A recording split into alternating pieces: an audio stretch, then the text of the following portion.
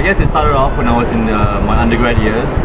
I tried to do something to differentiate myself from all the other kids applying for internship the year after. So I actually came up with an idea to scale up this mountain, Mount Roraima, in the southern tip of Venezuela.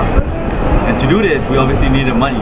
So the entire experience before the actual expedition of raising money and pitching the idea, just going out to people and saying, I had this crazy idea, it's going to be really fun, it's going to be something different to do, would you put some resources, some money on the table for us to do it?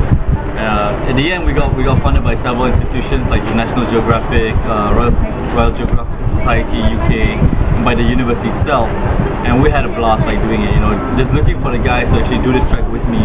Again, it was a totally different pitch, right? To sell this idea to these guys, look, I've got the resources in, you just gotta join me and camp out with me, 10 nights in the middle of this jungle. So it was really interesting, and that started my addiction. I kept thinking, if that was so fun to do and so different, and it was relatively easy to convince people to jump on board and support me, why can't I do it for something else? Yeah, you wouldn't believe it. We really started off as a 6-man team, and the guy who was most qualified on paper, right? So the guy who's been a Boy Scout, gotten several Duke of Edinburgh awards. He's traveled, half of the world.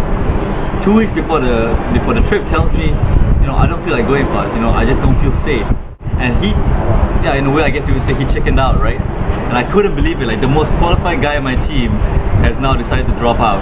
So we had 2 weeks to make up all of the core competencies that we would lose by not having him in the team. So we had to I had to send a couple of guys for first aid training, a couple of other guys in survival training, how to make a fire and everything, to prepare for any eventuality. Stuff that this guy would have covered, we now had a huge gap in the team.